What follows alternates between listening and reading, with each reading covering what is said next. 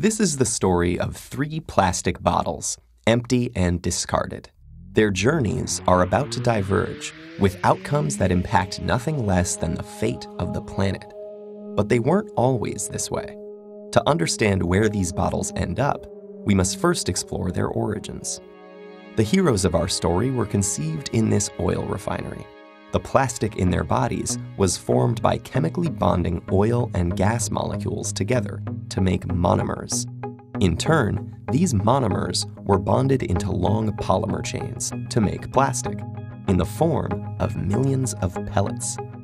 Those were melted at manufacturing plants and reformed in molds to create the resilient material that makes up the triplets' bodies.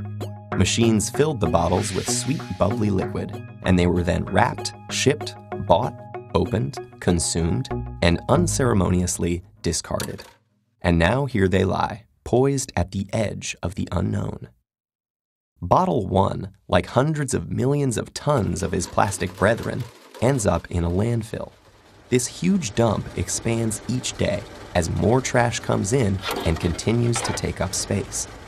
As plastics sit there being compressed amongst layers of other junk, rainwater flows through the waste and absorbs the water-soluble compounds it contains, and some of those are highly toxic. Together, they create a harmful stew called leachate, which can move into groundwater, soil, and streams, poisoning ecosystems and harming wildlife. It can take Bottle 1 an agonizing 1,000 years to decompose. Bottle 2's journey is stranger, but unfortunately no happier. He floats on a trickle that reaches a stream that flows into a river, and a river that reaches the ocean.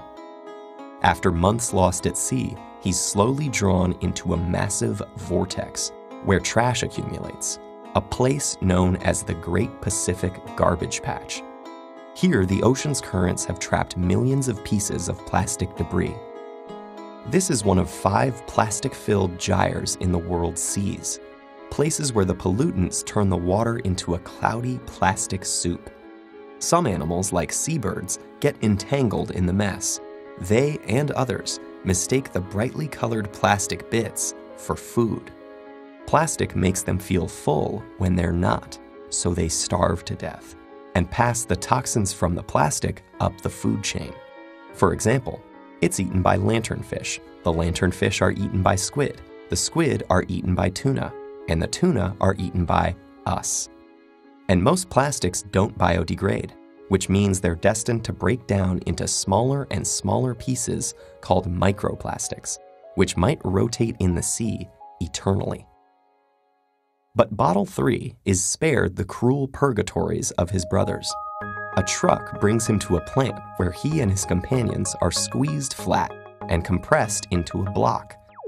Okay, this sounds pretty bad too, but hang in there. It gets better.